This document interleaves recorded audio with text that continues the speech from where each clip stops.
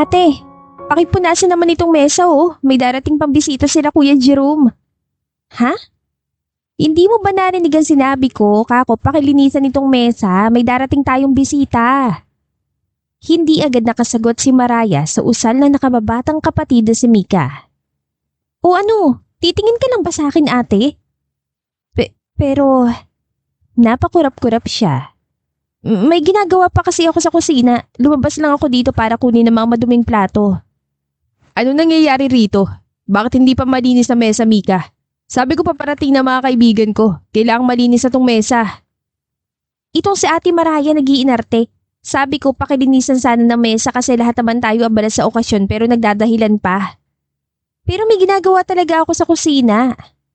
Agad natanggol ni Mariah sa sarili. Hindi pa siya tapos sa nilulutong dessert para sa mga bisita. Ano ba naman yan? Pati ang ganitong bagay pag-aawayan niyo pa. Ikaw naman Mika, pakihinaan nga ng boses mo, parang hindi ka professional kung umaste. Gaya ka pa rito kay Ate Mariah mo. Napayuko si Mariah at nanliit sa sarili. Hindi man direktang sinaad ngunit parang inapakan na naman siya dahil lang sa taong bahay siya at wala na pagtapusan. Mayaman at kilalang pamilya nila Mariah sa baryo. 3 silang magkakapatid. Ang panganay nilang si Jerome ay isang doktor. Samantalang ang bunsong si Mika ay isang accountant. Siya naman ang panggitna na hindi nakapagtapos matapos piliing manatili sa probinsya at alagahan ng may sakit nila noong ina. Nang mamatay ito 2 taon na nakakaraan, tila nawalan ng kakampi sa buhay ang babae. Naging kahihiyan siya para sa mga kapatid. Naging katatawanan para sa mga kakilala at walang silbi sa iba. Ngunit hindi naman niya kinakahiya na hindi siya profesional dahil sapat na sa kanya na maalagaan ang kanilang ina hanggang sa huling hininga nito. Hindi katulad ng mga kapatid niyang inuna ang pangarap kaysa ang pamilya. Ngayon, pinagdidiwang nila ang promotion ng nakatatandang kapatid bilang head surgeon sa pinagtatrabahuang ospital. At dahil pinagyabang nito sa mga kasama na magandang baryo kung saan ito lumaki, sa ancestral home nila ginanap ang handaan kahit sa syudad ng mga ito kasulukuyan nakatira. At ngayon, sanay na siyang hindi na naman pinalagpas ang panginsulto sa kanya. Parang ibang tao siya kung ituring na mga ito. Hay nako, ako na nga lang maglilinis ito. Ikaw na muna sumalubong sa mga bisita ko, Mika. At ikaw naman, Mariah, bumalik ka na sa kung ano man ang ginagawa mo. Siguraduhin mo lang na masarap yan, ha? Pasensya na. Tumalikod na siya kahit alam na nakatutok sa kanya ang masamang tingin ng mga ito. Ay, kahit kailan talaga walang silbi ang babaeng yan sa pamilya. Rinig niyang bulong ng kapatid na babae. Pagpasok ng kusina, pinunasan ni Mariah ang namamasang mga mata. Napasinggit lamang siya ng tingin nang maalalang may tao pa pala doon maliban sa kanya. Anong tinitingin-tingin mo riyan, Henry? Asik niya. Napatikim ang binatang katulong sa bahay nila. 30 anyos ang edad, matangkad, moreno at gwapo. Pero para kay Mariah, sakto lang naman ang pagiging pogi nito dahil naiinis siya. Madalas kasi siyang asarin ito. Aasarin mo na naman ako. Hindi na ako bata ah. Paalala niya sa lalaki. Hindi naman kita aasarin. Itatanong ko lang kung inaway ka na naman ba ng mga kapatid mo. Napahugot siya ng malalim na buntong hininga. Hindi naman nagbabago yun kada may okasyon. Sanay na ako. Dapat, huwag mong hayaan na masanay silang maliitin ka. Kahit pa mga professional sila. Kapatid ka pa rin nila. Pantay lang kayo kasi magkakapatid kayo. Subukan mo kayang sabihin iyan sa kanila ng masisante ka. Ang daming alam eh. Ay, huwag naman. Kailangan ko pa ng trabaho para makabili ng pangarap kong motor. Eh dito mahimik ka riyan. At saka parang 10 taon mo na yahatang pinag-iipunan yung pangarap mong motor. Gold ba yan? Hindi. Pero tingin mo, sapat kaya ang pasahod sa akin ng mga kapatid mo? Eh kahit lumuha pa ako ng gold, hindi nila dadagdagan ng 300 kada araw eh.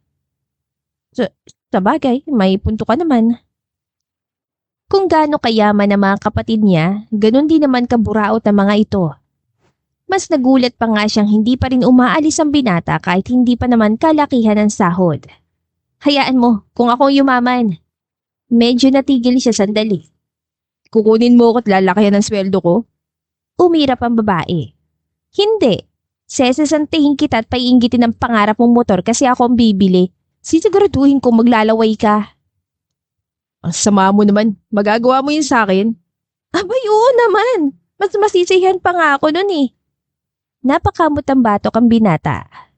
Okay lang, hindi ka naman marunong magmaneho eh. Marunong na ako sa panahong yun. Sus, tingnan natin, baka sa akin ka pa nga magpaturo eh. Bilib na anang lalaki. Never no, paiinggitin lang kita. Ay grabe naman si Ma'am Maraya. Napahalakak siya at napahawak sa tiyan. Mga ilang minutong hindi matigil kakatawa ang babae hanggang sa maalala niyang niluluto kaya balik-kabado na naman siya. Ayan, tawa ka kasi ng tawa, pero mabuti yan at least gumana ang pakiramdam mo. Lihim na lang siyang napangiti. Kahit nangaasar ito, tama nga naman. Gumana uli ang pakiramdam niya. Thank you, Henry. May silbi ka rin sa akin kahit papano. Anya, sabay biro. Gumitilan din ito at lumabas na para gawin ang ibang mga gawain. Dahil muli nang gumana ang pakiramdam, napapakanta na siya. Natigil lang yon na pumasok ang kapatid na si Jerome. Kuya, bakit? Tapos ka na sa ginagawa mo? Tanong ni Jerome. Opo, Nasa labas sila Christine, yung malayong pinsan natin kay Papa. Hinahanap ka at may pasalubong daw sa'yo. talaga kuya? Mabilis pa sa kabayong lumiwanag ang mukha ni Maraya. Napuno yon ng kagalakan dahil may nakaalala pa pala sa kanya. Oo, kaya sumama ka sa akin sa labas. Ayusin mo yung mukha at buhok mo para kang manang. Ay, nakalimutan ko pala mag-ayos. Nakabuntot siya sa nakatatandang kapatid na lumabas. Doon, bumungad agad sa kanya ang pamilyar na mukha ng mga relatives na minsan lang niya makita. Ikaw na ba yan, pinsan? Christine, long time no see! Ngiti niya at bumeso rito. Grabe, gumanda ka! Dagdag niya sabay tingin sa kasama nitong lalaki at bata. Oo nga eh. Ikaw, ano nangyari at parang haggard tayo? Pabiro nitong Saad. Natutup ang labi niya ngunit pinili pa rin umiti ng babae. Eto, medyo na busy lang sa buhay. Ako kasi nag-aasikaso dito sa bahay mula na mawala si mama. Ganun ba? Iba talaga kapag walang trabaho, nasa bahay lang palagi. Dapat talagaan mo sarili mo, wala ka pa namang asawa, di ba? Nagmumukha ka tuloy manang pinsan. Ah, napakamot siya sa batok. Sa dulo, nakita siya ni Henry na nakikinig din pala sa usapan habang nililinis ang mesa sa kabila. Umiwas siya ng tingin. Siya nga pala may regalo ako sa'yo. Sana magustuhan mo. Nako, nagabala ka pa talaga. Sapat na rin naman sa akin ang presensya mo. Naku, okay lang. Gusto ko rin naman bigyan ka ng regalo kasi madalang lang tayo magkita. Nagpasalamat pa rin siya dito ng ilang beses. Pagbukas niya, isang pabango yun mula sa isang sikat na brand. Wow! Maraming salamat dito, pinsan ah! You're welcome. Ingatan mo yan at gamitin kapag may labas ka para magamoy madam ka rin. At saka malmahal niyan, muntikan ko nang hindi bilhin kaso naalala ko, ibibigay ko sa'yo. Para makatanggap ka naman ng mamahaling pabango isang beses sa buhay mo kasi alam mo na Jerome at Mika sobrang buraot at hindi ka niyan mabibigyan. Ganun ba? Salamat, na-appreciate kong bigay mo. Nakaramdam na ng pait sa panlasa si Maraya. Sa buong pag-uusap nila ng pinsan, umikot lang yun sa buhay niya. Kung bakit hindi siya nakapagtapos, kung bakit naging lost siyang tingnan, at pabaya siya sa buhay. Napagod na lang si Maraya na magpaliwanag kaya hinayaan niyang pag-usapan siya ng mga ito. Itong si Ate Maraya kasi kontento na sa ganitong buhay. Walang maayos sa trabaho, palibhasa, manang-manang siya kay mama. Ani Mika na sumali na sa usapan. Sayang talaga, kung tinapos mo lang ang pag-aaral ng kolehiyo noon, baka mas mayaman ka pa rito sa mga kapatid mo, Raya. Baka naging civil engineer ka pa sa Dubai. Nako, ganitong buhay na siguro talaga nakalaan sa akin. At saka masaya naman ako sa narating ko, at least nakasama ko si mama sa mga huling sandali ng buhay niya. Usal ng babae sabay tingin sa dalawang kapatid. Nakita agad ang pag-ismid ng mga ito. Ikaw na talagang pinakamabuting anak sa lahat. Sayang lang wala namang iniwan na kayamanan sa'yo si tita. Napuno ng tawanan ng lugar sa tila biruan ng mga ito. Ngunit para kay Maraya, hindi siya natutuwa. Sanay na siya pero nakakasikip ng dibdib. Oh, siya, paano ba? Pasok muna ako ha. Salamat ulit dito sa regalo mo, Tina. Walang anuman, ingatan mo yan. Pagpasok niya, napabugay siya ng hangin at inayos ang damit. Sakto rin namang pumasok si Henry na dala ang mga bote. Oh, bad trip ka na naman. Anito. Wala, may pamangkin ka bang babae, Henry? Meron, bakit? Ibigay mo to sa kanya. Inabot niya rito ang paper bag laman ng regalong perfume. Oh, mamahalin to ah. At saka regalo to sa'yo. Baka magalit ang pinsan mo. Wala akong pake. Ayokong tumanggap ng regalo mula sa mga mata-pobreng tao. At saka huwag kang mag-alala, hindi naman yan original. Hindi ako nakapagtapos pero alam ko kung authentic o binili sa Divisoria ang isang pabango. Hindi ako mangbang, no?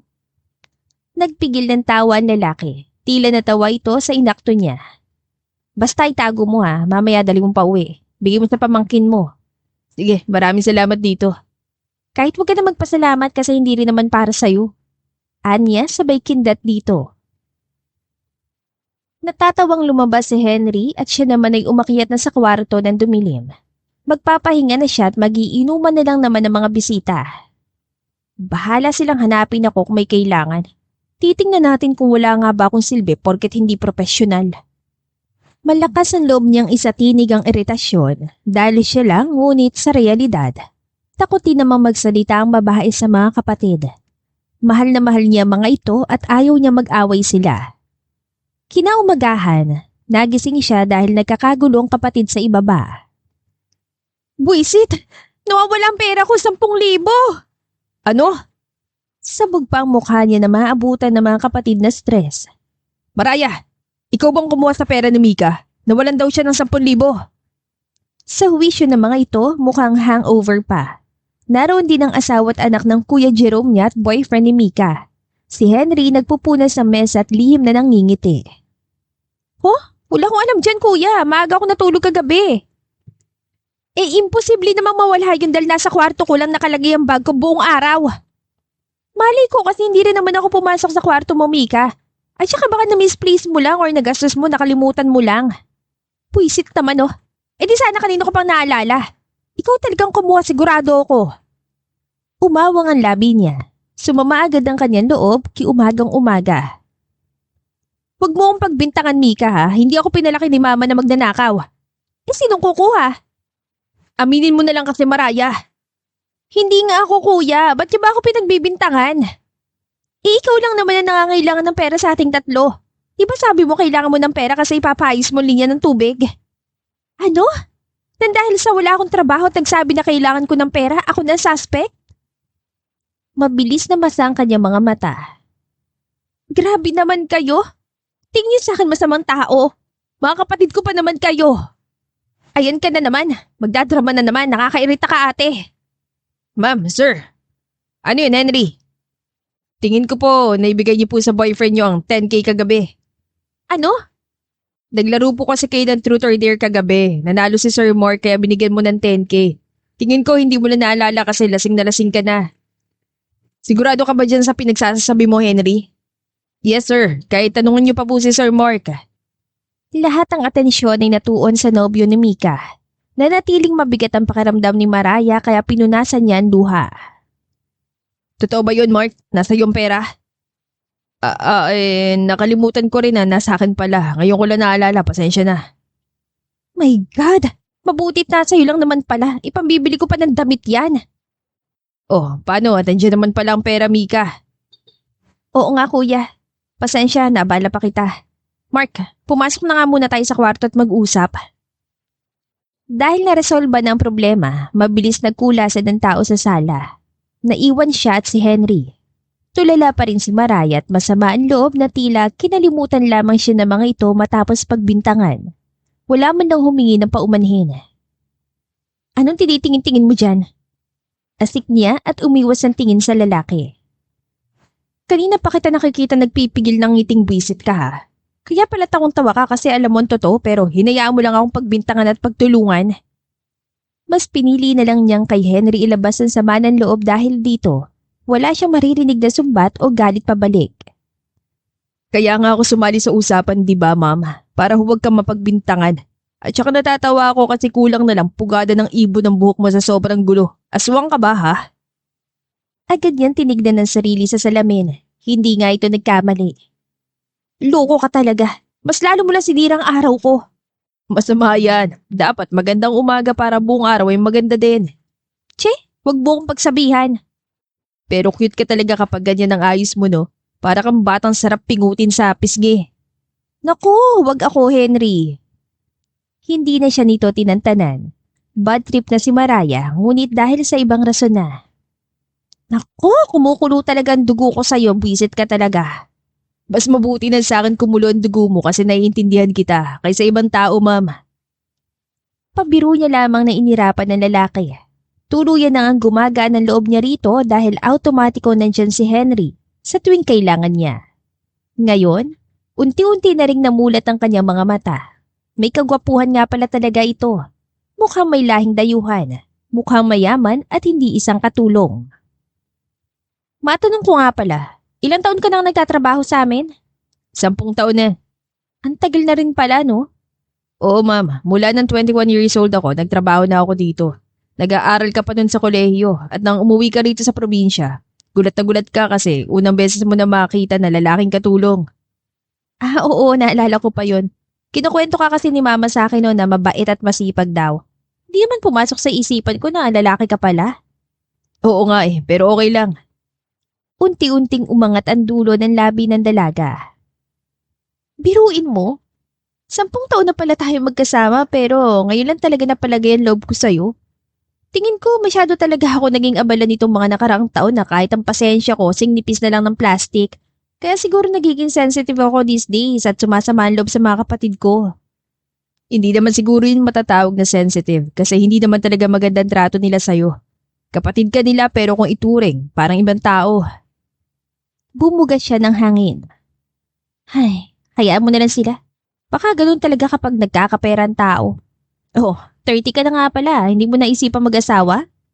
Iba niya ng usapan. Wala pa nga Abala naman ako dito sa bahay kaya wag na muna. Malademonyo siyang ngumiti at lumapit bagya. Gusto mo, tayo na lang? Nakita niya kung paano nagulat ang lalaki at namula kaya malakas siyang humagalpak ng tawa. Ikaw ha, mahina ka rin pala sa babae. Tawang-tawa siya samantalang napaiwas na lang ng tingin ng lalaki. Uy, kinikilig siya. Hindi no? Aminin mo na kasi. Pabiro pa nitong tinampal-tampal hanggang sa hinawakan nitong pulsuhan niya, nagulat siya. Natutop ang labi ni Mariah na magkatitigan sila. Pulang-pula ang tenga nito. Kinikilig ka nga? Natauhan siya sa sanay biro lang. Ano naman ngayon kung kinikilig? Akala ko biruan lang, ano ba? Hindi na siya nakapagsalita ng putulin nito matapos siyang halikan na mabilis. Sa ilang segundong yon, tila natunaw ang buong lakas siya at kulang na lang lumampasay. Dali-daling lumayo at umalis si Henry na tila walang nangyari, ngunit palihim din itong umisi. Hoy! Uulang hiya ka, bumalik ka rito! Pigil ngunit marin ang pagtawag niya rito. Diretso sa paglalakad si Henry hanggang sa labas. Sa wakas, namarkahan na rin kita. Anito sa sarili. Parang zombie si Mariah. Hindi siya makamove on. Walang tigil sa pagkabog ang kanyang dibdib. First kiss ko yun. Tas kukunin niya lang ng ganun. Pero kasi kasalanan ko rin naman kasi akong una ng asar. Baka napugto ng pasensya niya kasi madalas ko siyang inaaway. Kinagat niya ang daliri. Yak! Bakit ba ganito nararamdaman ko? Para naman akong teenager nito 30 na ako, kainis. Kinaumagahan, nagpaalam ng aalis si Mika upang bumalik sa syudad. Naroon kasi ang trabaho ng bunsong kapatid. Mag-iingat ka sa biyahe, Mika ha. Mamimiss ka ni ate, I love you. Sinubukan niyang humalik sa pisngi nito ngunit agad umiwas ang babae. Mapait na lang siyang umiti. Huwag mo kalimutan tong desserts ko na binalot para sa iyo Masarap to at alam kong paborito mo. Oo na, ang dami mong bili natin. Salamat. Salamat. Iyon lang ang hinihiling niyang kapalit. Okay na siya ulit. Ikaw, Mark, alagaan mo tong kapatid ko Huwag mo siyang iwan at saktan. Tumango lamang ang nobyo ng kapatid sa kanya at umalis na sila matapos magpaalam ni Mika sa Kuya Jerome nila. Ikumpara sa kanya na cold ang trato, mas maaliwala sa mukha ni Mika sa kuya nila. Tawag ako kapag nakarating na kami na Manila ni Mark, kuya. We'll surely miss you and may pamangkins. Okay, no worries. Pinagmasdan niya lamang yon at pilit hinagilap ang saya sa dibdib. Ang Kuya Jerome ay bukas pa uuwi kasama ang pamilya. Nasa kabilang lalawigan lang din naman ang bahay nito, ngunit may kalayuan kaya sinusulit ang bakasyon sa ancestral house nila. Sa kabilang banda, sa dulo ng paningin niya, nakita niya nag-aayos ng mga pananim si Henry kaya pasimple siyang lumapit at malakas na ginulat ang kawawang lalaki. Huli ka! Mamaraya naman, aatakihin ako sa puso sa'yo eh. Abay dapat lang kasi napakabwisit mo. Napanguso na naman ang lalaki at napakamot ang batok.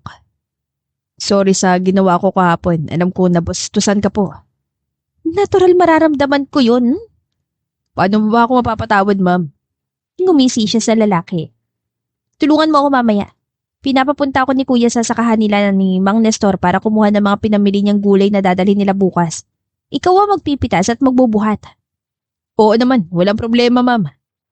Tila masunuring alaga na tugon nito. Matamis siyang umiti at isang beses lang kinurot ang lalaki bago sumama sa paglabas na ng kapatid sa paghatid kila Mika. Sumapit ang hapon at nakarating na sila sa sakahan. Abay, nakakahangat kahit dayo ka rito. Kilala ka na ni Mang Nestor, Henry. Komento niya. Malamang kasi 10 taon na ako dito. Eh di congratulations! Anya na lang. Talong, sitaw, okra, pipino, pechay at marami pang iba ang kukunin nila. Dahil gusto ng Kuya Jerome na fresh from the farm ang gulay, sila ang pipitas. Maghati tayo. Sa pipino at pechay ako. Ikaw ang sanatira. No problem. Bilisan mo. Baka abutan pa nga kita eh. Ang hambog mo talagang lalaki ka. Dapat ako lang ang hambog dito. Hindi bagay sa iyo, ma'am eh. Kairita ka talaga. Naging totoo rin naman ang sinabi nito dahil nangangalahati pa nga lang siya sa pagpitas ng pipino ay tapos na ang lalaki. Awang ang labi niya. Ba't ang bilis mo? Ika nga nila, time is gold. Dapat pahalaga natin ang oras. Huwag babagal-bagal. Sumimangot agad siya. May kasabihan agad dito. Alam mo, buwisit ka talaga eh. Kuha mo palaging inis ko. Konti na lang papalitan na kita ng ibang katulong, yung babae. Eh di mamimiss mo ko niyan. Abay! Pinaniitan niya ng tingin si Henry. Tingin mo lang yon. Baka ako na ngang pinakamasayang tao kapag umalis ka. Sus, sabi mo lang yan pero kapag wala ako, hanap-hanapin mo. Kahit magpustahan pa tayo. Ngumuso lamang ang lalaki at tila hindi naniniwala sa kanya. Ikaw lang talagang kilala kong katulong na panasagot sa amo niya. May kalalagyan ka rin. Kung meron man, sana sa puso mo na lang, ma'am. Abay, talentado ka talaga. Binato niya ito ng hawak na pechay. Natatawang humakbang palayo ang lalaki. Pulang-pula siya sa pangasar nito. Hindi pa siya nakontento at binato ulit ng tuyong sanga ng kahoy si Henry. Hindi rin naman natamaan. Natapos lang siya sa pag-harvest na walang tigil ang pag-irap niya sa lalaki. Oh, ba't wala ka yata sa mood ngayon, Maraya? Tanong ng may-ari ng sakahan. Wala po, Mang Nestor. Kainis lang kasi tong kasama ko, sarap tadyakan. Oh, pinainit mo na naman palang ulo ng mom mo, Henry. Biruan lang po, Mang Nestor. Nito habang nakasunod sa likuran buhat ang basket ng mga gulay. Mukhang naliw ka talaga dito kay amo mo ah. Hindi rin naman kita masisisi at napakaganda. Konting sipag na lang para maging mayaman ka. Pwede mo na siyang ligawan. Naku po, kahit yumaman pa yang si Henry, hindi ko yan sasagutin, Mang Nestor. Agad at tugon niya na may hindi seryosong tanong. Nagkatingin na ng dalawang lalaki. Tila ba nagkakausap sa pamamagitan ng tingin. Wala ka pa namang asawa, Maraya. Baka kayo talaga ni Henry tong meant to be. Kapag nagkataon, para yun sa mga telenovela magiging kwento nyo. Masyado na yatang marami ang sinabi nyo. Baka lalo pang mairita tong si ma'am. Mauna na po kami, Mang Nestor. Salamat po. Sige. Pakisabi na rin kay Jerome na congratulations sa promotion niya. Tsaka salamat sa pagbili ng gulay. Kayo din, sa ulitin. Gumiti rin ang babae at kumaway. Mauna na ho kami. Pagdating sa bahay, si Henry agad ang nagbuhat at naging tagalinis ng mga gulay bago sinilid sa bucket. Dadalhin yun ng among lalaki. Henry. Nilingon nito ang amo habang nilalagay ang mga gulay. Yes po, sir. Wala ka naman ang gagawin dito sa bahay bukas, diba? Gusto ko sanang samahan mo kami bukas pag-uwi. Pagod pa ako eh. Ikaw mag-drive ng sasakyan. Natuto panlabi nito dahil sa hindi inaasahang request ng amo. Sige po, walang problema. Anong oras po tayo alis bukas? Maaga, mga 5 a.m. para 9 a.m. tayo makarating sa bahay. May kailangan pa akong gawin. Tumango siya. Pagdating sa pag-drive ng sasakyan, pinagkakatiwalaan talaga ang lalaki. Mabuti na lang at lisensyado siyang magmaneho. Magdala ka rin pala ng damit mo. Good for 2 weeks. Po? Kailangan kita dun sa bahay. May papagawa ko na ilang gawain. Nagtambak na yun dahil sa naging abala ako sa promotion ko. Mga kailangan ayusin lang at gusto ko ring ipaayos sa iyong bakuran. Ganun po ba? Bakit? May reklamo ka? Di ba sabi mo wala ka namang nakaschedule na gagawin dito sa bahay? Napakamot ang batok ang lalaki. Hindi kasi nito inasahan na 2 linggo siyang mawawala at biglaan pa. Hindi siya nakapagpaalam kay Maraya. Alam naman itong walang pakiang babae, ngunit sa magkakapatid, mas tinuturing na amo ni Henry si Maraya, kaya gusto nitong magpaalam. Hindi naman sa ganun. Okay naman po ako, sir. Sasama po ako. Sadya nagulat lang po kasi hindi ako nakapagpaalam sa bahay. Rason lamang niya. Di tawagan mo sila. Kung ang inaalala ko naman ang mga gawain dito, huwag mo nang isipin at kaya lahat ni Maraya yan. Wala naman yung masyadong ginagawa. Hindi mo na rin kailangan magpaalam sa kanya at hindi naman siyang nagpapasahod sa'yo. Natuto panlabi ng lalaki at tumango na lamang. Tila ba wala itong pagpapahalaga sa mararamdaman ng kapatid. Walang pagpipilian si Henry kundi sumunod sa among lalaki. Hindi na sila nagkita ni Maraya kaya naman hindi na siya nakapagsabi man lang. Maagang nagising si Maraya matapos marinig ang pag-alis sa sasakyan ng nakatatandang kapatid. Hala, hindi ko sila naihatid. Bakit hindi agad ako nakagising? Kinisap-kisap niya ang mata at tinignan ng orasan. 5:00 pa lang ng umaga. Ba't parang ang aga nila kuya ngayon umalis? Napakibit-balikat na lang siya sa sariling tanong at bumangon. Tulad ng mga karaniwang umaga ay ginawa ng babae ang nakasanayang ritual bago bumaba at tinawag agad ang isang pangalan. Henry! Luminga-linga siya, wala sa kusina ang lalaki. Henry, nandyan ka ba? Wala rin sa bakuran. Tahimik ang bahay at tunog ng mga alagang manok ang maririnig. Nasaan na ba lalaking yun? Ganitong oras nagbibiyak na siya ng kahoy Hindi na muna niya inisip ang bagay na yon at nagluto na siya ng umagahan. Sumapit ang tanghali, nagtaka na siya dahil wala pa rin ang lalaki. Loko yun? Hindi naman niya day off. Ba't wala siya ngayon? Nagsasabi din naman if may inutos sa kanya sila kuya. Wala rin ako naalalang may inutos ako sa kanya. Henry! Ay, wala talaga. Baka uminom kagabi at na-hangover. Loko talaga. Pinayagan na nga umuwi siya bawat gabi at hindi stay-in pero parang inaabuso naman. Lagot talaga siya sa akin kung makita ko siya. Naghintay si Maraya hanggang tanghali na inabot ng gabi. Hanggang sa sumunod na araw, hindi na niya maipaliwanag ang nararamdaman. Lalo pat sa tuwing may kailangan na babanggit niya ang pangalan nito. Pakibigay nga sa akin ng bote, Hen. Ay, wala nga pala siya. Mukhang hindi na naman papasok ang mokong Hindi na makulayan ang kanyang mukha. Naalala niyang asar nito habang namimintas sila. Tinutuon niya talagang asar niyang yun. Ang kapal ng mukha niya. Sino ba siya sa tingin niya Hindi hamak na poging katulong lang naman siya. Napanguso siya. Ayun na nga Narealize kong pogi nga pala siya kaya siguro namimiss ko na siya. Tinakpan niya ang mukha na makaramdam ng pumumula. Hindi niya matanggap na inamin niya yun sa sarili. Baliw ka, Maraya. Lumipas muli ang araw, mas lalong lumalala ang pangungulilang nararamdaman niya. Hindi na matiis ni Raya tinawagan ng kapatid upang mangamusta dahil sa kalungkutan. Ngunit doon, nalaman niyang dinala pala ng kapatid ang lalaki. Hindi niya alam kung ano ang mararamdaman. Halo-halong emosyon sa sistema niya. Sa susunod na linggo ko pa siya pababalikin dyan. Sa ngayon, ikaw na munang gumawa ng mga gawaing bahay at wala ka namang masyadong inaatupag. Narinig pa niya ang asara na tila tungkol sa isang katulong at kay Henry. Sister-in-law niya nang aasar at narinig niyang tinig ng lalaki na tila nasisiyahan pa. Bigla na lang pumait ang laway niya. Opo kuya.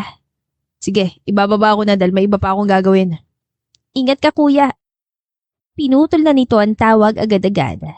Walang ginawa buong araw si Mariah kundi ang humilata. Wala siyang ganang kumilos. Grabe naman to. Kung saan nasa 30s na ako saka ko pa naramdaman ng mga ganitong samahan ng loob at selos. Hindi bagay sa edad ko. Buisit ka Henry. Tama ka, mamimiss nga kita. Ako to miserable dito samantalang ikaw kinikilig pa sa asar sa'yo. Upang huwag masyado maging clouded ang utak ay binuhos niyang atensyon sa mga pananim. Lahat na pwedeng gawin ginawa ng babae para lang maalis sa isip niyang kawalan ng presensya ni Henry. Sa kabilang banda, tanging ngiti na lamang ang tugon ni Henry nang marinig ang pag-amin ng babaeng katulong sa kanya. Iyon ay dalagang katulong ni na Jerome.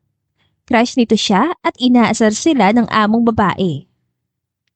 Unang kita ko pa lang sa'yo, crush na kita Henry. Pwede ba maging tayo? Pasensya na. Bakit? Ayaw mo sa akin? Pangit ba ako? Hindi naman sa pangit ka, sadyang hindi lang ako interesado sa'yo. May iba kasi ako nagugustuhan, Lori. Ano? Sino naman yan? Hindi mo na kailangang malaman kung sino yun. Baka naman rason mo lang yan. Kung totoo, sabi mo sa akin kung sino. Mapilit ang babae. Napailing-iling na lang siya. Sige na, sabihin mo na.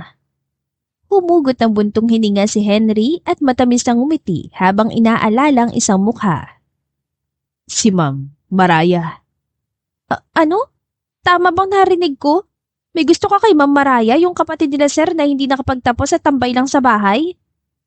Tumulis bigla ang pandinig ng lalaki sa tinura nito. Ba't yun pang gusto mo?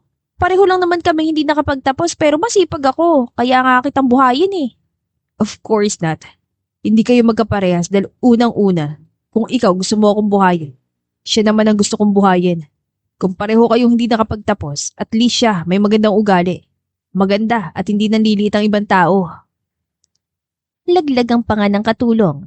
Hindi ito nakasagot kaya iniwan na ito ng lalaki at napapakanta pa. Isang babae lang ang gusto ko at siya lang ang gusto kong makuha. Sa apat na sulok ng kwarto ni Mariah, walang ibang maririnig kundi ang mabigat niyang paghinga.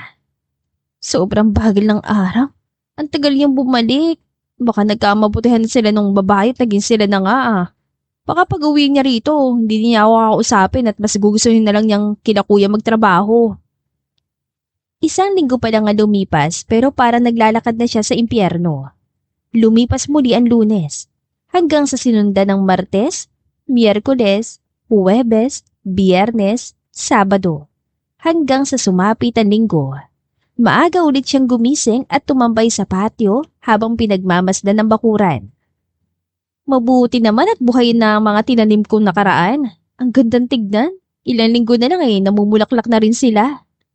Ang ganda nga. Kumunot ang noon niya nang tila may narinig na sumabad sa kanya. Ang aga-aga naghahalusinate ako. Masama na to. Maganda kasi naman talaga ang tanim mo. Oh my God! Henry! Munti ka na siyang pangilabutan na makalingon sa gilid. Naroon nakasandal sa haligi ang lalaki. Multo ka ba? Natawa ito. Ang sama mo naman. Gagawin mo pa akong patay. Napalunok siya at agarang umapaw ang kaligayahan sa kanyang sistema. Totoo ka nga! Totoo naman talaga. Bumalik na ma'am. Kakarating ko lang at dumiretso agad dito. Hindi na alam ng babae kung anong sunod niyang tugon dahil tumayo agad siya at niyakap ang lalaki. Biglaan ang pangyayari basta ang alam niya ay masaya siya. Sa kabilang banda, napaawang ang labi ni Henry. Hindi nito inasahan ang gagawin ng among babae. Akala nga nito, imbis na yakap ay sampal at masasakit na salita ang ibubungad, dahilan kung bakit nag-alinlangan pa ito magsalita kanina. Pinagmasdan na muna ng lalaki ng mga ilang minuto si Mariah bago umimik. Nang humiwalay siya, tiningala niya ang lalaki. Buti naman at nakabalik ka na, tagal mong nawala. Na-miss mo ko? Ano? Doon natauhan siya at gumapang ang hiya sa mukha. Hindi sa ganun ha. Sadyang mahirap lang talagang gawain dito kapag wala ka kaya masaya ako nandyan ka na ulit. Tumangutango ang lalaki habang nakanguso. Totoo nga, hindi ako nagsisinungaling. Dagdag pa niya. Wala naman akong sinabi. Kung yan ang totoo, edi paniniwalaan ko. Okay. Alam naman niyang kasinungalingan yon. Miss na miss siya ni Henry ngunit kahit sakalin pa siya, hindi niya yon aakuin. Kumusta ka rito? I'm fine, okay naman ako. Peke niya sabay bungis-ngis sa lalaki. Talaga? Baka umiyak ka na naman sa tuwing na-frustrate ka ah. Hoy, hindi no. Kumindat ka nga kung totoo.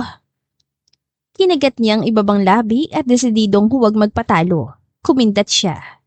Ang ganda talaga. Mahinang usal ni Henry.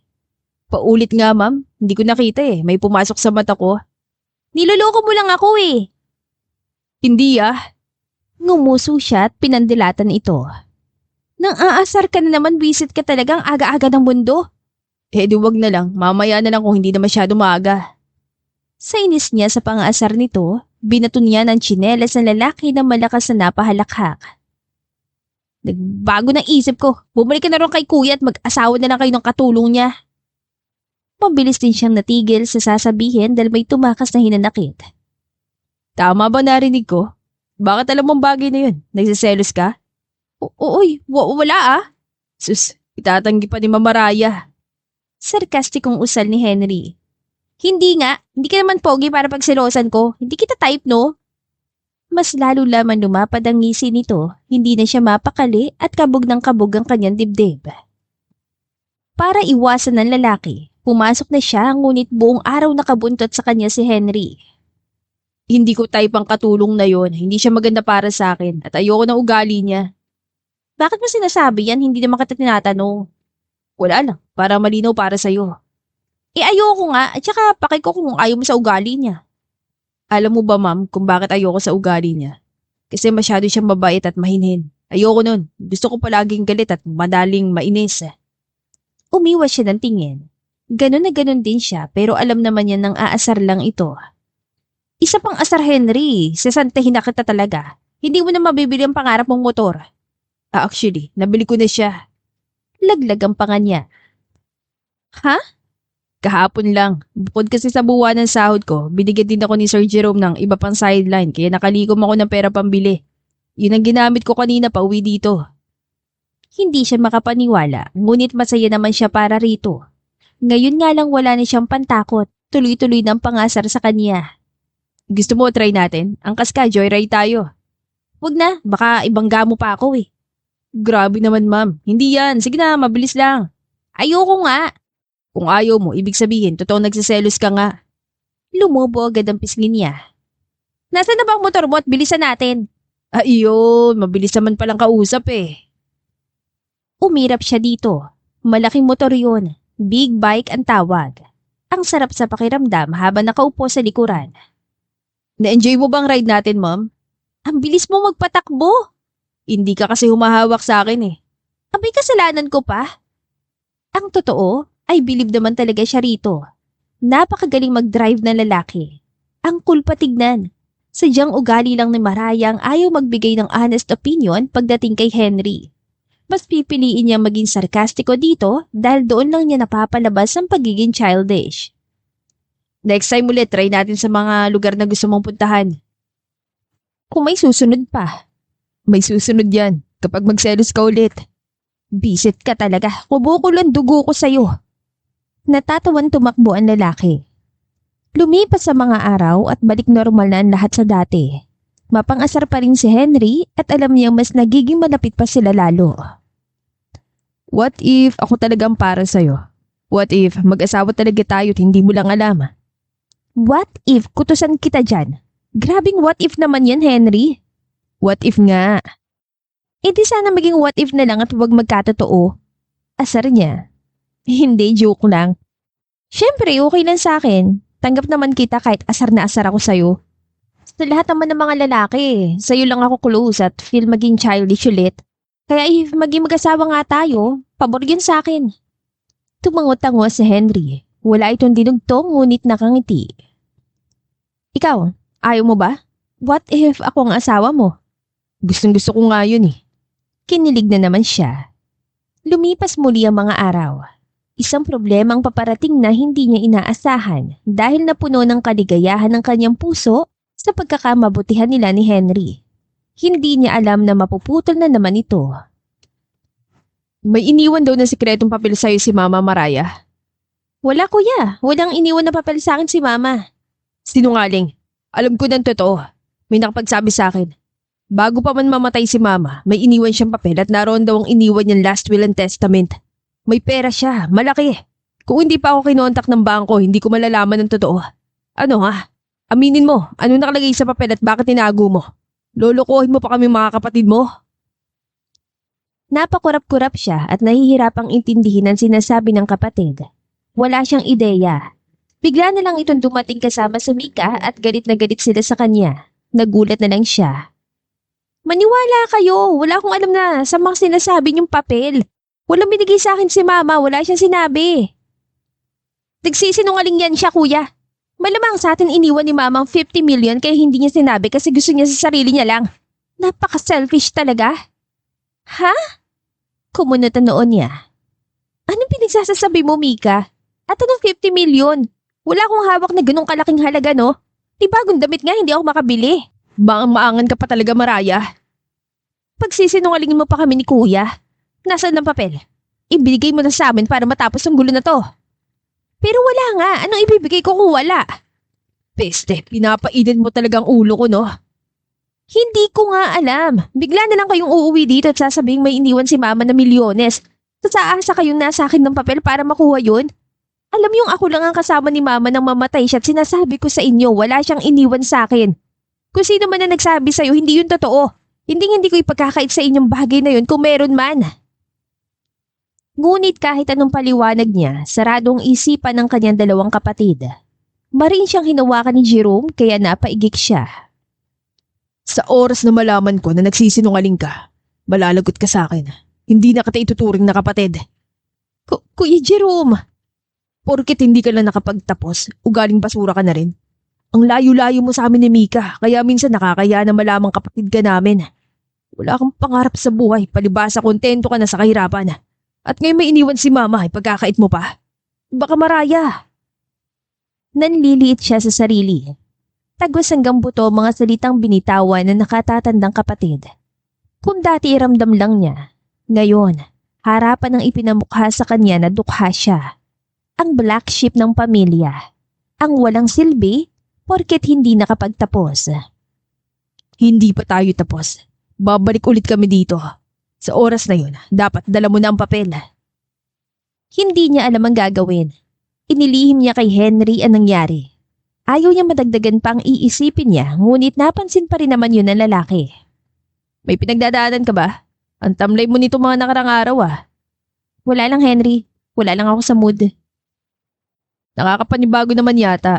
Baka may gusto kang gawin para man lang makulayan ang ngiti yung labi mo. Okay lang ako. Napatitig sa kanya ang lalaki. Gusto mo na merienda? Sandali lang, bilang kita. Hindi na kailangan. Alam kong hindi na kailangan pero hayaan mo lang akong gawin to, okay? Diyan ka lang, babalik agad ako. Sinundan niya ito ng tingin hanggang sa makalabas ng gate. Pagkatapos ay bumalik na naman sa isipan niya ang problema. Ay, anong gagawin ko? Wala namang iniwan dokumento sa akin si mama. Mas lalong wala akong ideya na may milyones siya sa bangko. Ano na lang ang sasabihin ko sa pagbalik nila kuya dito? Sandali pa ay nakabalik na si Henry na may dalang pagkain. Kainin mo lahat ng to para magka-energy ka. Hindi ako sanay na parang wala kang buhay, Mamaraya. Salamat. Maikling tugon niya. Pero kahit para kang lantang bulaklak ngayon, ang ganda mo pa rin. Hindi niya napigilan na mapairap. Hindi nalalagas ang kagandahan mo kahit kailan.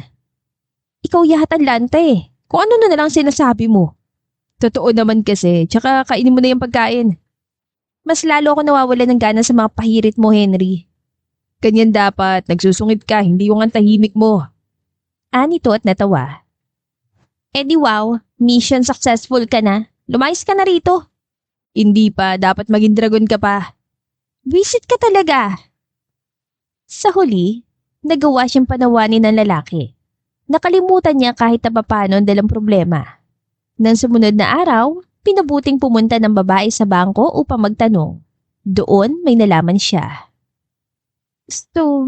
Totoo talaga na may iniwang pera si Mama? Yes, ma'am. 50 million po ang pera sa bangko ng mama niyo.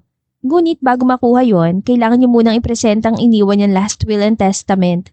Doon kasi nakalagay sa condition niya sa perang makukuha niyo at kung sinong liable na tagapagmana. Ngunit wala namang iniwan last will and testament sa amin ng ina ko. Sigurado ka po ba? Imposibleng wala dahil yun ang habilin dito. Wala siyang specific beneficiary na nakalagay, tanging last will and testament lang ang kailangan. Hindi siya nakapagsalita. Gulong-gulo ang babae. Papanong may ganong pera ang kanyang ina? Nung nabubuhay pa ito, hirap silang tustusan ng mga gamot nito hanggang sa na-bedridden. At ngayon, malalaman niyang may kakayahan pala ito. Wala siya nabanggit sa akin na pera, wala siyang iniwan na dokumento. Basta habilin lang niya na kahit anong mangyari, intindihin ko mga kapatid ko pero huwag akong papaapi. Sinabi rin niya na magtatagumpay din ako sa buhay at hihigit pa sa iba, ngunit alam kong ibig sabihin lang niyang palakasin ang loob ko noon. Kung saan-saan na lang lumilipad ang kanyang isipan habang pauwi. Kung hindi pa siya malakas na binusinahan ay hindi siya babalik sa katinuan. Ano ba, miss? Tumingin ka sa daan. Makakasala pa ako kung mabangga kita eh. Pasensya na po. Nilingon niya ito. Aba, maganda ka pa naman pero lutang ka yata. Diretso lang siya na makitang bumaba sa sasakyan ng lalaki. Pwede ko bang hingin ang numero mo? Ha? Sabi ko, pwede ba kita makilala? Pasensya na pero may asawa na ako. Ay, sayang naman pero ika nga, kung gusto may paraan.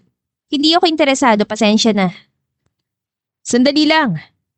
Sinubukan nito siyang hawakan sa kamay kaya sumimangot siya. Patunayan mo muna na may asawa ka na. Kung ayaw mo, pwede kitang ireklamo kasi padalos-dalos ka sa daan. Excuse me? Naningkit ang mga mata niya. Marami na nga siyang problema, sumabay pa talaga ito. Sige na. Maghanap ka na lang ng iba. Anong problema natin pare? Bigla na lang may brasong umakbay sa kanya kasabay ng paglitaw ni Henry sa tabi niya. Walang hirap nitong tinasan ng patpating lalaki. Ikaw bang asawa niya? Nagtaka man sa tanong nito, tumango pa rin ito at sinulyapan siya. Oo, ako nga ang asawa niya. Ginugulo mo ba siya? Alam mo naman yatang hindi siya interesado sa'yo, di ba? Siya nga tong unang nag-agrabyado eh. Lutang sa daan at muntikan ko na mabangga. Kinausap ko lang. Sinisisi mo bang misis ko? May bahid ng pagbabanta ang tono ni Henry. Umalis na tayo, Henry. Anya. Huwag mo na lang pansinin. Kasalanan ko rin naman. Narinig mo siya. Inamin siya may kasalanan. Hindi porket lumapit ako interesado na. Nagtanong lang naman pero hindi ko type ang asawa mo no. Hindi naman yung kagandahan. Naningkit ang mga mata niya at agad na tumalim ang tingin dito. Ang kapal naman ng mukha mo. Hindi niya napigilan ng inis. Matapos mo akong kulitin, sasabihin mong hindi mo ako type? Ikaw yata sobra pa sasabog dito eh. Ang kapal ng apog. Para malaman mo, hindi rin kita type dahil mukha kang paa. Hindi niya napigilan ng pag-burst out dahil na rin sa stress. Kaya ang kinalabasan, si Henry pa mismo ang humatak sa kanya palayo doon. Kabaligtaran sa inaasahang mangyari. Kumalma ka na, nakakapangit ang pagiging galit. Isa ka pa eh. Kinurot niya ito. Ba't ka nandito? Akala ko umuwi ka muna sa inyo. Pauwi na nga pero nakita kita kaya lumapit ako. Akala ko hinaharas ka na lalaking yun. Ikaw pa palang manghaharas sa kanya. Bahagya itong natawa. Sumimangot na lamang siya. Hindi pa alam na lalaki ang problema niya. Ayaw niya sabihin dahil problema magkapatid nila yon. Henry, may tanong ako sa'yo. Ano naman yun? Kunwari, may iniwang pera ang namayapa mong lola. Anong gagawin mo? Itatago mo ba o gagastusin? Lola? May iniwang pera sa yung lola mo? Kunwari nga lang eh. Iniba niya ang tanong dahil alam niyang mag-iisip ito. Well, depende sa habili na mayari. Kung sinabi sa yung deserve mong gamitin ng pera, gamitin mo sa mga bagay na kailangan mo at importante. Pero pwede mo ring itabi para sa hinaharap. Okay, may punto ka naman. Bakit mo natanong? Nangangarap ka bang maiwanan ng kayamanan? Hindi naman. Kapag ganun kasi, mahirap lalo na't pag-aagawa ng mga naiwang kamag-anak. Maaari pa magdulot ang away at hindi pagkakaintindihan. Pero kung sa'yo rin naman iniwan, wala silang karapatan doon. Maaari mong gamitin ang pera sa gusto mo. Pero paano kung masisira mabuting relasyon ninyo? Kung ganun, inggit at selos ang magdudulot ng ganun. Ibig sabihin, hindi pamilya ang turing nila sa'yo kung mangyari man ang bagay na yon. Dahil una pa lang, dapat maging masaya sila para sa'yo. Mas makapalang dugo kaysa sa tubig, kaya kung totoong pamilya ang turing nila sa'yo, hindi ka nila aawayin at pagseselosan. Dapat pa nga sila maging masaya. Labi siyang napanilay-nilay sa sinabi ni Henry. Bumalik sa isipan niya ang reaksyon ng mga kapatid. Galit ang mga ito sa kanya. Napagsabihan siya na masakit na salita. Ano bang dapat nilang ikainggit sa akin gayong ako naman tong wala narating sa buhay at hindi nakapagtapos? Samantalang sila tong mga professional at malayo narating. Nasa kalingkingan lang nila ako eh. Kunwari pa rin ba yan totohanan na. Natauhan siya bigla sa inusal na lalaki. Napakurap-kurap siya at napagtanto na mukhang natulala siya lang ng ilang minuto. Nevermind mo na lang, uuwi na ako. Hatid na kita. Sige. Mula noon, mainam na inobserbahan ni Henry ang akto niya. Napansin niyang bothered siya at palagi lumilipad ang isipan. Kaya nung makitang dumating ang dalawang amo mula sa syudad, ay inaway si Mariah. Nalaman nito ang dahilan. Ano, wala pa rin. Wala ka talagang balak na ibigay sa amin ng dokumento, Mariah? Kuya, sinabi ko na wala akong hawak na ganun. Kainis ka talaga ate. Bumiyahe pa kami pauwi dito kahit may mga trabaho pero pinapahirapan mo talaga kami. Hindi libreng oras namin ni kuya, marami kaming mga inaasikaso. Kumalma muna kayo, hindi natin kailangang magsigawan dito. Mas lalong wag dito sa balkonahe. Pag-usapan natin to sa pribadong lugar, kuya at Mika. Hindi, dito na. Nagmamadali ako kaya kailangan ko na ngayon ng last will and testament ni Mama. Ibigay mo na. Napasabunot na sa buhok ang babae. Hindi talaga naniniwala ang mga ito sa kanya. Ano bang hindi niya maintindihan sa sinabi ko? Wala nga kuya. Kung mayroon man matagal ko nang ibinigay. Hindi ako selfish para ipagkait sa inyong perang iniwan ni Mama. Alam niyo yan. Hindi ako ganun. Mahal na mahal ko kayo kaya ako nga nagsakripisyo sa ating magkakapatid, di ba? Kasi alam ko malayo mararating niyo. May lumandas na luha sa kanyang pisngi. Ayoko masira ang relasyon nating magkakapatid. Ayaw yung mangyari ni Mama. Bisit naman. Nagdrama ka pa talaga. Kung ayaw mo ibigay, hahalugugin na lang namin ang bahay na to. Ano? Bumagsak sa sahig si Mariah sapagkat nang hina ang kanyang mga tuhod. Sumosobra na mga ito. Tila hindi na niya sila kilala. Hindi ko alam na kasabay ng pagyabong ng buhay niyo ay ang paglaki naman ng mga ulo ninyo. Pinago na ng perang pananaw niyo sa buhay. Tumabi ka, doon ka sa kwarto niya, Mika. Ako nang bahala sa ibang lugar. Okay, kuya. Tiningila niya lang ang mga ito. Alam niya sa sariling mabibigo lang ang mga ito dahil walang katotohanan ng last will and testament. Walang ganon. Nagkakagulo lang sila dahil sa isang papel na iniwan ng ina na wala namang katotohanan. Sa kabilang banda, napaiwas ng tingin si Henry. Umigting ang panga nito at gusto nang lapitan ng babae, ngunit pinalalahanan nito ang sarili na away magkapatid yon. Wala itong karapatang sumali hanggang hingi ni Mariah ang tulong niya. Mahigit 2 oras sinalungkat ni Jerome at Mika ang buong bahay, ngunit walang nakitang papel.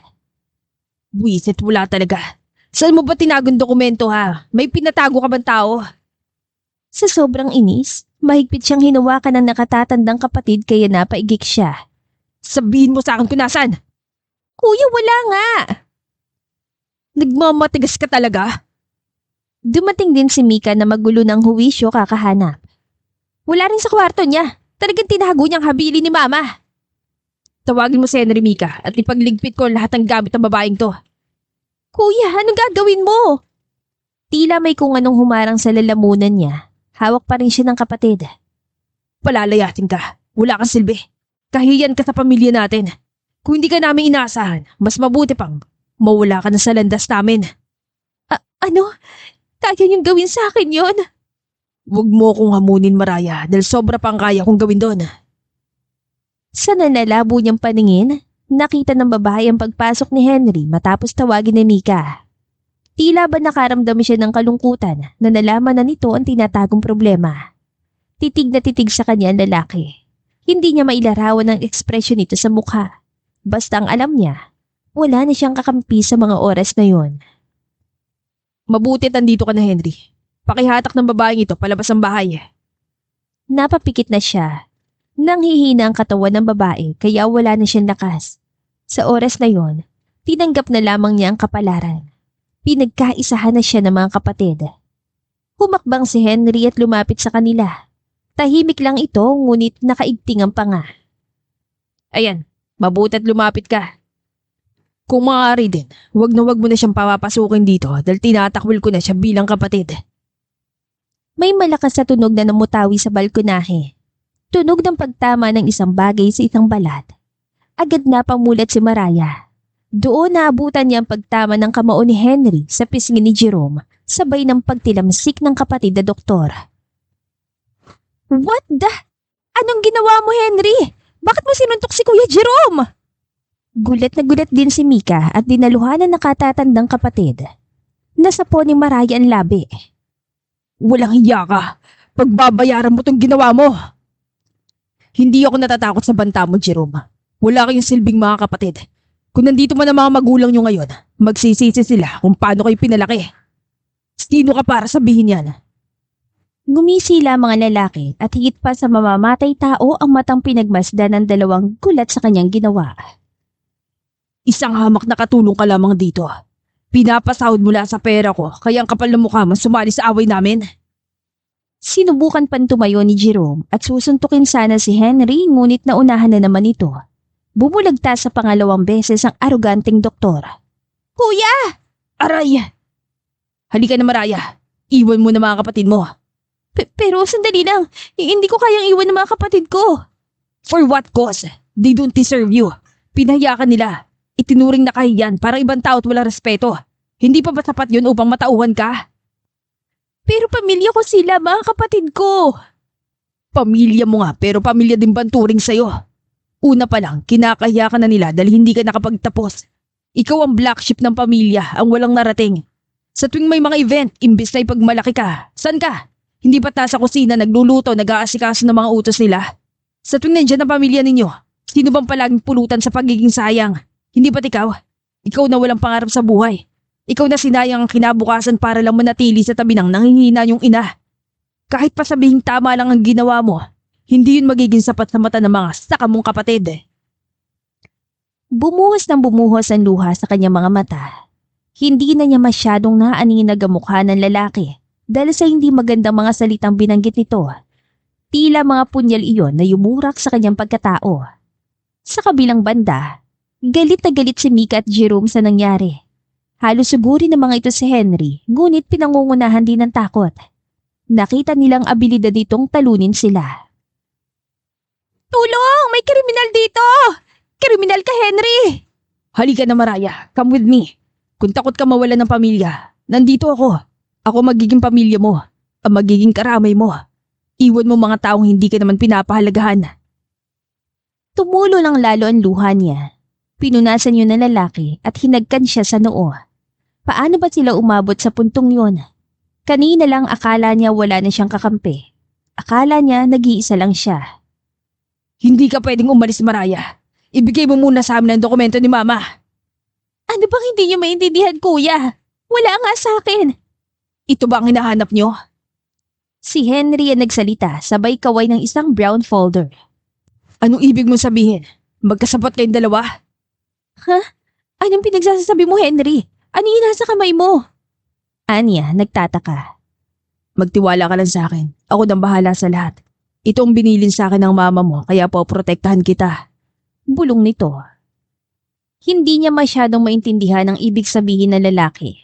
Basta ang alam niya, may hawak na papeles si Henry sa kamay at mukhang iyon ang hinahanap ng mga kapatid. Last will and testament ni Ma'am Marina ang hanap niyo, hindi ba? Bakit kay Mariah niyo hinahanap at hindi sa akin? Ano? Sa'yo iniwan ni Mama ang dokumento? Gumuhit ang isang matamis ng ngisi sa labi nito.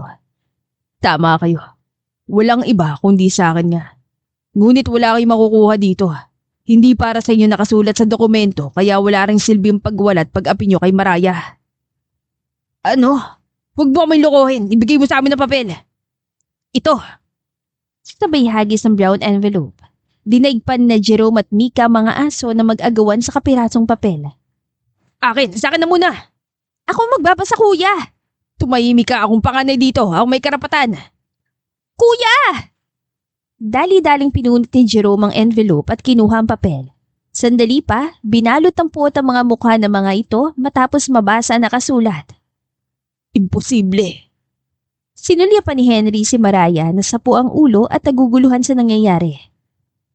Imposible. Sa'yo iniwan ni Mama ang 50 million niya. Ikaw, Henry, wala siyang iniwan na kahit kusing sa aming magkakapatid. Oo, tama nga. Sa akin iniwan ni Ma'am Marina ang perang pinagsikapan yung ipunin sa pag-invest sa mga kumpanya nung nagtatrabaho pa siya. Isang bagay na hindi niya akalaing magbubunga ng ganong kalaki sa hinaharap. Kaya nang malaman niyang may malaki siyang halaga, minabuti niyang iwan sa pangalan ko. Ano? May mga investment si Mama. Pero bakit hirap na hirap kami noon? Bakit niya pa kami pinahirapan sa buhay? At sino ka para? Iwanan niya ng ganyang kalaking pera, ha? Hindi kayo naghirap. Your mother provided all the things you need. Sadyang lumaki kayong spoiled dahil sa papa niyo at naging mataas ang tingin sa sarili paglaki. Tingin niya sa sarili niyo kung sino na. Naipagtapos niya kayo sa kolehiyo, ngunit doon din niya napagtanto na masyado kayong uhaw sa pera. Nakita niya kung paano lumala ang ugali niyo dahil lang naging mga professional kayo. Nang magkasakit siya, niwala kayong pinakitang pag-alala. Mas mahalaga sa inyong trabaho kaysa umuwi at kamustahin siya. Umuwi lang kayo nung namatay siya, di ba? Sino nagsakripisyo ng sarili niyang pangarap? Ang kapatid niyo lang. Si Mariah lang ang gumawa ng bagay na hindi niyo kayang gawin. Naging selfless siya habang kayo nagpapaka-selfish. Kaya ngayon, kukwestiyon niyo kung bakit walang iniwan na pamana si Ma'am Marina sa inyo. You think you deserve it? Natameme si Jerome at Mika sa inusal ni Henry. Natauhan ang mga ito at labis na natamahaan sa mga salita ng lalaki. Sobra pa sa yurak ng punyal ang sakit na nararamdaman ng mga ito. Sa akin iniwan ng pera. Sa akin nakapangalan kaya ako may karapatan kung kanino ko to bibigay. Siguro naman alam na ninyo kung kanino to nararapat. Ibibigay ko kay Mariah ang 50 million. Sino ka? Bakit gano'n na lang ang kalakas ng loob mo? Sino ba ako? Gumuhit ang ngisi sa labi ng lalaki. Wala akong plano pang sabihin kung sino ako. Matagal na ako nanilbihan sa inyo at hindi naman kayo interesado sa pagkatao ko. Ngayon lang nasangkot na ang pera ng mama nyo. Kaya bakit pa nga ba mahalaga yun? Tama sila. Sino ka ba, Henry? Sabihin mo ang totoo. At bakit sa akin mo ibibigay ang pera mo kung sa'yo naman iniwan ni Mama ang 50 million? Unti-unting humakbang palapit si Mariah. Dito, lumambot ang ekspresyon ni Henry at tila naging tuta nang marinig ang mismong pagtanong niya. Gusto mo talaga makilala kung sino ako? Oo, dahil isa lang ang sigurado ko. Hindi ka lang normal na tao na iiwanan ni Mama ng pera niya. May dahilan siya. Humugot na malalim na buntong hininga ang lalaki at tinitigan siya. Asawa mo ko. Mag-asawa tayo. Ano? Sabay-sabay ang tatlo na nagulat. Kaya magiging sa'yo ang pera dahil sa kasulatan ng mag-asawa. Kung ano ang pera ng lalaki ay pera din ng babae. Lalo na kung walang prenuptial agreement. Iyon ang dahilan kung bakit iniwan sa akin ng mama mo ang pera upang huwag kang habulin ng mga kapatid mo. Gusto niyang protektahan kita sa kanila dahil alam niyan darating ang panahon na itatakwil ka nila. Anong kabaliwan to? Hindi naman kayo kinasal. Hinarap nito ang dalawa. Doon kayo nagkakamali. Dahil matagal na kaming pinagkasundo ni Mariah, bata pa lang kami. Bagamat hindi niyo man ako kilala, pero pamilya kong tumulong sa mama niyo na makapagtrabaho nang mamatay ang ama niyo. At bilang pasasalamat ni Ma'am Marina, ipinagkaloob niya si Mariah sa akin. Of course, hindi ako sangayon sa kasunduang yun, ngunit ang makita ko si Mariah. Nahulog ako at minahal ko na siya. Kaya upang mapalapit sa kanya, pinili ko magpanggap na katulong. Kabaliwan. Walang katotohanan ng sinasabi mong yan. Ikaw na, di hamak na katulong isang mayaman? Then, why don't you discover kung sino may-ari ng ospital na pinagtatrabahuan mo, Jerome? Sino may-ari ng law firm na pinagtatrabahuan mo, Mika? Lahat ng yon, sa akin. Tingin nyo, kayo ang boss ko? Little did you know, mga empleyado ko lamang kayo sa negosyong tinayo ko. Hindi maaari. Wala akong paki kung ayaw niyo maniwala. Hindi ko ikakamatay ang pagtanggi niyo. Mas mahalaga sa akin ang mararamdaman ng asawa ko. Pagkatapos sabihin yon, humarap si Henry sa kanya at kinuha ang kanyang kamay. Pasensya na kung ngayon ko lang sinabi ang lahat ng to. Alam kong gulat ka pa at alam kong hindi ka rin makapaniwala. Pero totoo lahat ng to. Mahal na mahal kita, Maraya. Kaya kong isakripisyo lahat ng meron ako para maging masaya ka lang. Naluluha ang mga mata ng babae.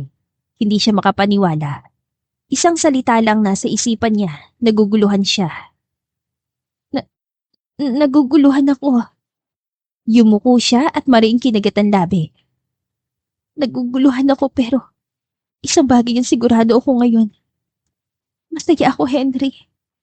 Alam ko nakakagulat ang revelasyon mo pero masaya ako. Totoo. Lumiwanag na tila kay Ningning ang mga mata ng lalaki. Iyon lang ang hinihintay nito. Kumpirmasyon ng babaeng minamahal niya. Alam ko naging masungit at masama ako sa'yo pero noon pa man, mahal na rin kita. Hindi ko lang kayang aminin sa sarili ko pero mahal kita matagal na. At mahal na mahal din kita matagal na.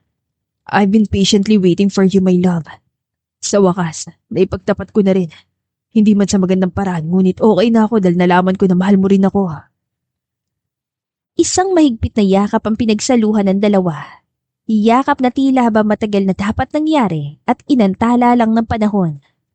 Habang sina Jerome at Mika ay walang magawa kundi mapailing at nakaramdam ng inggit sa katawan. Gulat pa rin sila sa nalaman. Nakakatawa lang na sila naman itong mga profesional at malayo ang narating sa buhay pero sila pang insecure. Nagpapakita lamang na minsan hindi ibig sabihin pamilya mo ay masaya na para sa'yo. Minsan, sila pa ang hahatak sa'yo pababa. Napatunayan ni Maraya at Henry na hindi sukatan ng tagal ng panahon upang mahalin ang isa't isa. Suporta ang nagpapatibay sa isang relasyon. Suporta rin ang nagbibigay lakas sa tuwing hindi na kaya ng isa. Dahil talikuran ka man ng lahat, ang taong mahal ka, hindi ka iiwan kahit anong mangyari.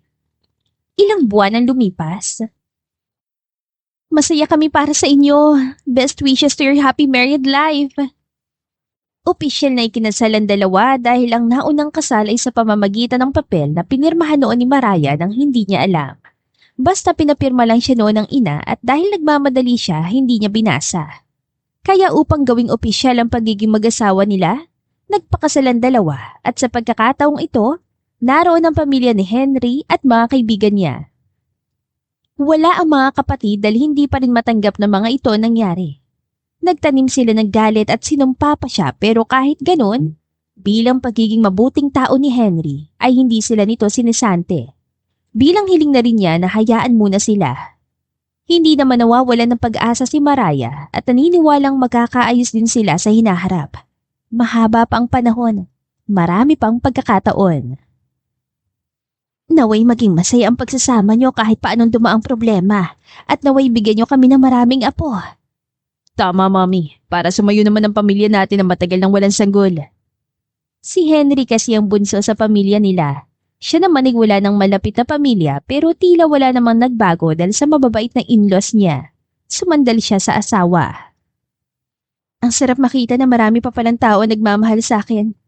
Akala ko kasi noon maliban sa pamilya, wala na akong malalapitan. Hindi ka kasi mahirap mahalin-mahalan. Kung ano man na nakita ko sa'yo, nakita rin nila yun kaya marami nagmamahal sa'yo. Pangako ko, hindi ka na muling makakaramdam na nag-iisa ka. Kasi gagawa na tayo ng mini version natin? Nakangiti siya. Oo, gusto ko marami. It will, mahal.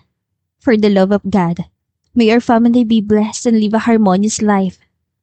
Pumikit siya at huminga ng maluwag. Wala nang mahihiling pang babae. Cheers to the life we will live together for the rest of our life. Cheers! Ang buhay ay maikli lang kaya sulitin mo. Gawin mo ang tingin mo gusto ng iyong puso nang walang pagsisisi. Huwag kang matakot sa sasabihin ng iba dahil may isa dyan ang handa lang mahalin sa kung sino ka man. Piliin mo ang taong yon dahil hindi maiiwasan ng mga problema sa buhay. Ngunit kung tamang tao ang pinili mo, magiging madali lang yan sa'yo magtagumpay. Ika nga, live life to the fullest. Test your potential because it doesn't have a limit as long as you're alive. At dito na po nagtatapos ang ating kwentong pag-ibig. Maraming salamat po sa pakikinig. To God be the highest glory. Hanggang sa muli. Paalam!